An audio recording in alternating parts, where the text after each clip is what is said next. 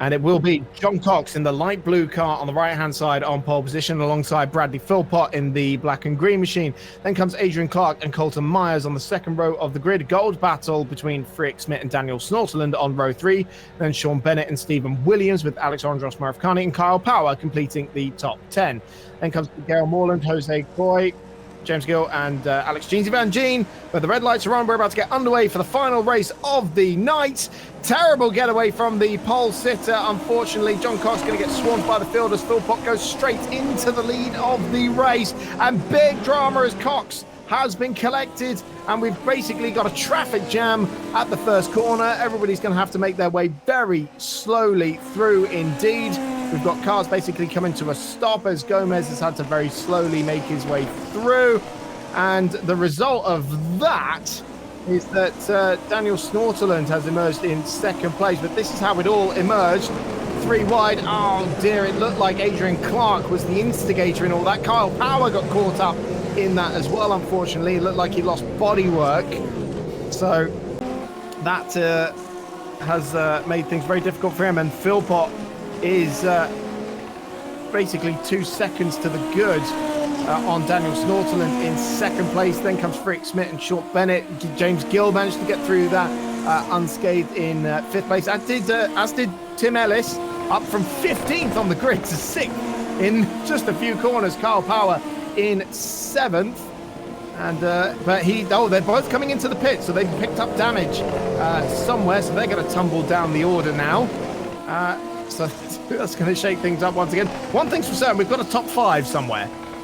This has been a crazy start to this race. Unfortunate for Adrian there. It looked like he was just caught in the middle of a 3 wide, and yes, just went just more worried about the guy on his inside than he was on the outside. But we've just lost Jeansy Van Gene there as he was approaching the chicane. I think he was having to avoid Stephen Williams, who had no rear engine cover and just got caught out by the closing speed, and trying to avoid him has broken his front right suspension. So yes, lots of people coming into the pit lane or towing to take that fast repair, but we do have Bradley Philpott, who has had the ideal start, getting ahead into P1, Daniel in P2, Freak in in P3, and Sean Bennett there leading the silver class in P4. And well, said it was going to be incident packed, Chris, and well, it definitely has been thus far.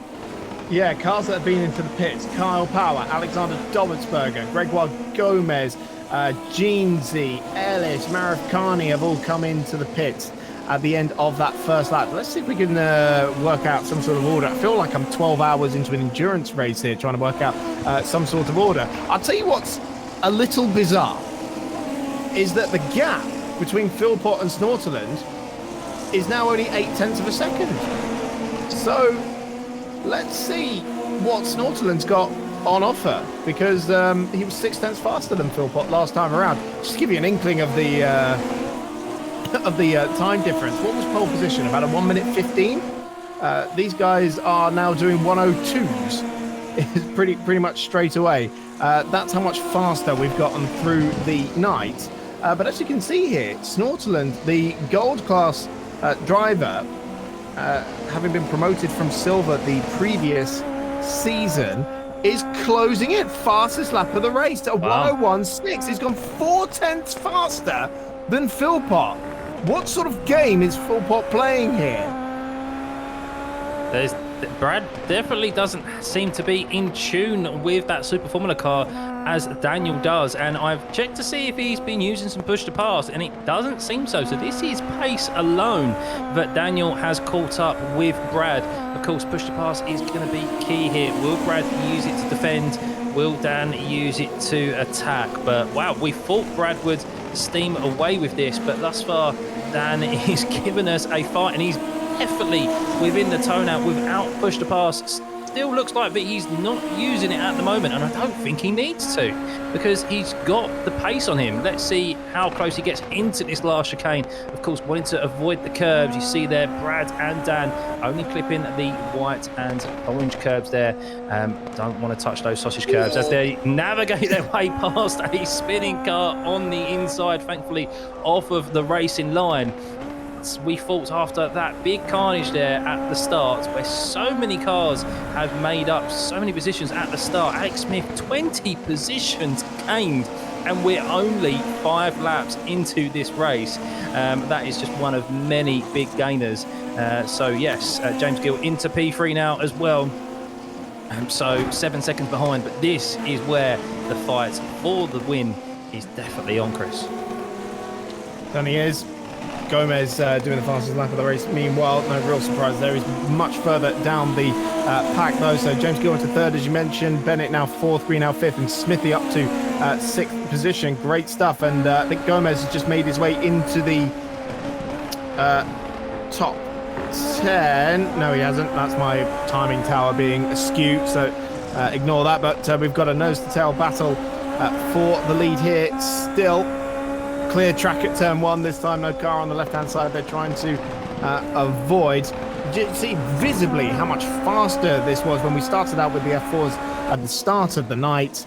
And these guys have to think so much faster than they were a couple of hours ago. And we see the transition. Some drivers take to these higher downforce and higher powered cars like a duck to water. Smithy is one of them. He was so good in our Formula Renault 3.5 series last season, and it seems like Snorterland is a top driver in the Super Formula as well. But Smithy in a bit of a race of his own at the moment. He's 1.2 seconds behind Mark Greenhow. That is an all gold battle. Second in class there in 5th and 6th. But we'll see. Oh, now what has happened to Snorterland? Snorterland's coming to the pits. Has he? Oh no, I think this might be a potential connection issue, unfortunately for Daniel, because he's gone straight into the pit lane. He's disappeared off of our timing tower, and when we was expecting a fight for the lead, and I'm sure Brad was looking forward to it as well, Dan has disappeared from the timing sheets and is falling down the order. Oh no, I feel so sorry for Dan there. Unfortunately, that is the sim racing equivalent of a mechanical failure, but it's just totally out of your control. Well, that gives Brad now an 8-second lead over James Gill, who is in P2, who has a 4-second lead over Sean, and at the moment the closest on the field, on the grid there at the moment, is Alex Smith chasing down Mark Greenhow, but that is such a shame for Daniel. Yeah, Smithy's half the gap now to Greenhow. It's just 0.4 of a second. And with the demise of Snorterland, this is now for the gold class lead. They head back out onto the banking once again. Smithy took an overall win in the Super Formula last time out at the Hungaroring. And he could well make it into the top 4. Well, even the podium's not out of question yet, because Sean Bennett is only 2.2 seconds up the road. So maybe these two will decide to work together, try and close in on Bennett, and then sort out their class battle a little bit later on. But we're at lap 8 of 22 at the moment. 22-minute race, and fastest laps coming in at around 101. And Smithy is matching our race leader at the moment. Did his personal best last time around, a 101.55, and looking to see here if the push to pass is being used, not according to our timing tower just yet. Remember, if it's solid green, the roll hoop, then that means they are deploying that additional power, the extra fuel burn they get. They have 200 seconds of it in total for the race. It's got a 100-second cooldown as well. So keep an eye out on that. Rather annoyingly, Mark Greenhow in the Brawn colours, the top of his roll hoop is green, so it's going to be quite hard to spot there actually, but Smithy in the red and black machine should be a bit easier to spot. Look how close he is through the infield section now, and looking at the inside, almost has his nose chopped off there. Wow, that was close there. Oh, it's Mark pulled over. As Mark got a slowdown there. I'm not quite sure where he would have got that slowdown, but he seems like he's definitely gone slow there to pull over and let Smithy aside. I can't imagine he would want to do that if he didn't have to. As I was about to mention, this is the lead for the gold class, both Smithy and Mark. But yes, I don't know, Chris, I'm quite surprised, but there was a slowdown on the infield there. It didn't look like Mark abused track limits, but Smithy definitely got very close. You could argue that it was good ticks by Smithy. He's made Mark go out of position, and ultimately he is now a couple of seconds or a second or so ahead of Mark without having to use his push pass, it seems. Yeah, it certainly does, but here's the next closest battle on track, and it's Kyle Power on Frick Schmidt. Power, after coming into the pit lane at the end of the first lap, on the inside now of the final chicane. He makes his way up into 9th position, and Gregoire Gomez only half a second behind Schmidt there as well, so he could break his way into the top 10, also having come through pit lane. So there is still a bit to fight for, and I'll tell you what, somehow Smithy's already on the podium. I think Sean Bennett might have had a slow lap there, because Smithy's already up to 3rd place. There he is. I told you this series was going to be, on this race, in this car, was going to be into the back. We just saw Greg there pushing it and getting the rear steps out on the grass. That could have ended up with him on the barriers. He's pushing very hard to make up those positions after his reverse grid win that he just had in the F3 series. And there he is, chasing down Freak here. He looks like he might have the better of him. So if we get close, under braking here into the chicane, and then of course you head into the treacherous. Oh, we might have an opportunity into T1 there. It does seem like Freak had a bit of a hit the curb a little bit too hard, but he was able to get his exit correctly as there's a car rejoining from the pit lane, and Greg nearly runs into the back of Freak there. I don't know if that was just a difference in braking zone, or if Greg just took his eye off the ball a little bit and was worried about that car rejoining from the pit lane. But I think this is only a matter of time until Greg gets this move done. But is he going to get it done cleanly without running into the back of Frick here? Maybe a little bit of push to pass. You can now see that roll hoop of Greg is flashing green, which means that push to pass is turned on there. And now he's turned it off. It's now a slow blinking, which means he's in the recharge phase. But this could allow Freak here to use the push to pass in return and regain the position. It doesn't look like he needs it as he goes wide, but lets Greg have that position, and he's now made his way into the top 10 with Carl Power next in his target site. Oh, great stuff. Further down the field, we've still got I think the next best battle would be between Jose Coit, Steve Rubens, Tara Tylus in there's a 6th position, just a bit further up the road. There we can see, yep, Steve Rubens in 7th position, not far off from Jose Coit, but got Tara Tylus in that red and yellow machine pretty close behind, and Kyle Power in black and green machine very close behind as well, as Tara Tylus makes a very decisive move up the inside. Steve Rubens not fighting that one too hard. Pretty new to the Missed Apex iRacing scene is Steve Rubens, and I think this is as high up as he's run so far this season, as Power looks to make the move as well. Not with the push to pass, I don't think, but clean move up the inside, and Steve Rubens got to be very careful there because Gomez was coming through as well. Not sure if Gomez made the wall there. He did indeed. It's very close there. Greg seeing an opportunity of an out of position Steve to not lose as time as possible so that he can chase down Carl in front. But Steve there, one of the biggest gainers in this race thus far. I was about to mention he's up 14 positions now. He was 17 but just lost a few, and we have Tero in P7 up 21 positions. There's some big gainers here today. Smithy in P3 is the biggest of those at the moment.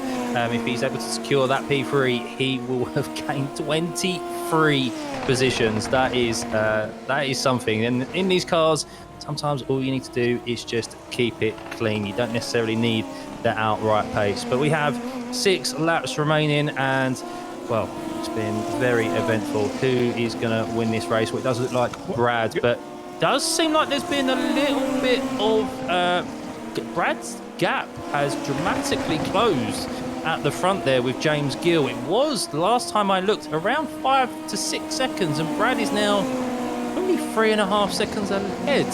So Brad's out there, out up front, and for anyone who's been fortunate enough to be out up front on their own, Sometimes you can get a little bit complacent, especially at a circuit like this, where those curves, one slight mistake, can cost you a lot of time.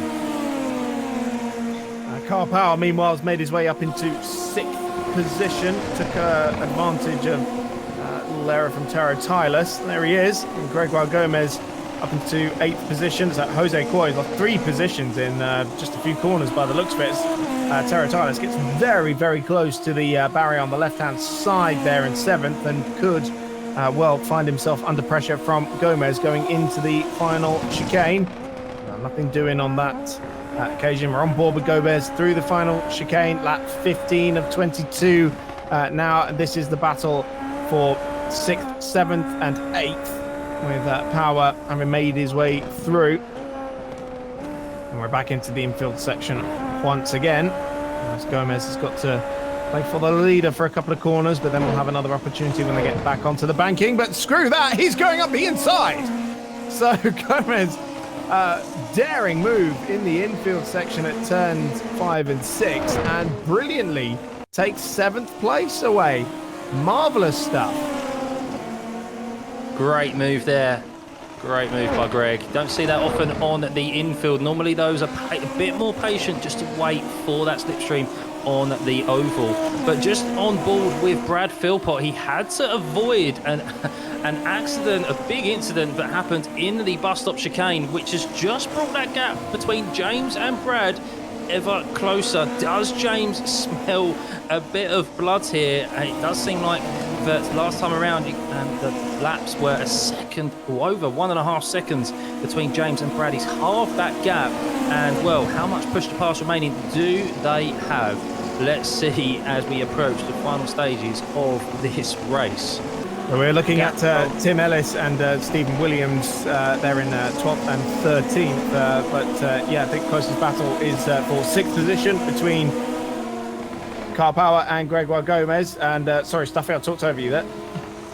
No, I was just about to mention, just keep an eye on that battle at the lead. James Gill is trying to get that lead, or that the gap to the lead under 1 second, but just can't do so at the moment. However, Brad is approaching some traffic, so we'll see how that affects him, of course. And I think this is where Brad is really losing a lot of time at the moment. He's getting held up. Maybe it could come down with the amount of push to pass both drivers have at the end of this race. Did say it was a strategic battle, this series and this car, but just had some extra elements of racing, which I really like about this car. But I think we're in a good end of this lap with 3 laps remaining, including this one. James is now got that gap to under a second. And we know James, he's new to the series, and he could ill an opportunity here to get one over on the Missed Apex professional driver. I know he would love to have that on his CV. So let's see what happens here in the closing stages, Chris. Well, we've got to keep out for any of red lights on the roll hoop. That means they're down to the last 20 seconds of push to pass. And, of course, any flashing green lights, which means they're in the recharge mode. But, wow, James Gill's just been so impressive. And the one season he's done, he was brilliant in the Silver Class Championship, won that last season, promoted straight to the Platinum class. And he's proving why right now as he's closing in on the 2-time VLN class champion, Brad Philpott, who leads this race. But with 3 laps to go now as we start lap 20 of 22, it is on for the lead of the race. Just 3.5 tenths of a second as they went over the timing line. James Gill in that black and white car that we are on board with, chasing down the black and green car of Brad Philpott. And traffic has played a part in this by the looks for it as Gill just makes a little mistake there through the infield section at turns 5 and 6. And that has cost him about half a second as they get back onto the banking. Yeah, really tough. Really tough there. These cars do throw off a lot of dirty air, so catching is one thing, but overtaking is another. And we saw that, of course, on the off-camber section there, as James just has a little bit of his rear step out as he's trying to get onto the power early enough. But I still think this race is going to come down to how much both drivers have saved to the end, as it looks like James has just put on his push to pass there. You can see on the dash of his wheel, so he's now making a move, and we can see the acceleration the push to pass gives. And will Brad notice that he has turned these push to pass on? This is the problem about being the lead car, as James loses it. He's pushing too hard and he's lost it, and that unfortunately is the risk you run when you use push to pass. You have extra power available to you, and in that dirty air you lose downforce with the extra acceleration, and that is a real shame for James, because that would have been a great result for him. But I totally understand when you are pushing and see that win in sight, especially when you're facing off against Brad Philpott of all people. It can get the better of you. But that is the Super Formula Series, Chris. Unbelievable. 2 laps to go, and Philpott's second challenger in this race has met a demise once again, and we are back with a 9-second advantage for Philpott. Alex Smith now promoted to second place. Mark Greenhouse promoted to the podium, but he's only 3/4 of a second or so ahead of Sean Bennett for that last spot. That is the top 2 in gold, and then our silver class leader in second through to 4th at the moment, and then Jose Coy and Tim Ellis squabbling for the last spot inside the top 10 at the moment, and they're right on the back of Stephen Williams in 9th position, going on to the final lap of the race now, as Ellis haunts the back of Jose's car that we're now on board with. See, they're losing a bit of touch for Stephen Williams there, so one of these two, it looks like, is going to end up in the last spot in the top 10. As Gomez here in 6th position, closing in on Power. Power's going for a move on Sean Bennett as well for 4th position, going into the chicane, and Philpott gets around the outside. Meanwhile, Philpott has come across the line. Checkered flag is out, and Brad Philpott takes the win in the Super Formula race. It'll be a long old wait for Alex Smith in 2nd position, but he gets across the line. Mark Greenhouse in 3rd place, and Kyle Power gets 4th place on the last lap there. Sounds like we've got Brad in the commentary box with us. Hello. Wow, another race where I basically just had to try to not crash. Brad, be honest with us. How hard were you pushing there? Because I'm really struggling to believe that you had 2 big challenges in that race. Yeah, so I was extremely cautious. I was driving with absolute caution, probably 1.5 seconds a lap slower than I would have been had I had nothing to lose, but I had everything to lose, and I was pretty sure if I won that race and Greg didn't finish 3rd, I'd be leading the championship. So having spun in both of the practice Super Formula races from the front, I decided I'd not risk spinning again. Well, I think your math is good because, well, either way, you've won 2 races tonight, and Greg's had a difficult one in the F4. So, yeah, probably you are our new championship leader. So does that mean we're going to entice you back for the remainder of the season? I was always planning on doing all of these races, so unless there's some real good reason why I can't be here for one, then I'll be at all of them. Oh, fantastic. Stuffy, anything you want to add? Just how much was you sweating, Brad, when you saw James on your rearview mirror? Because he was closing you down, and then he spun it behind you. Of course, he was taking it cautious, but there must have been a little bit of a worry of a fast car coming up behind you. Yeah, so I knew I had a bit more pace in hand, obviously. I knew I could push a lot harder if I needed to, but I didn't want to.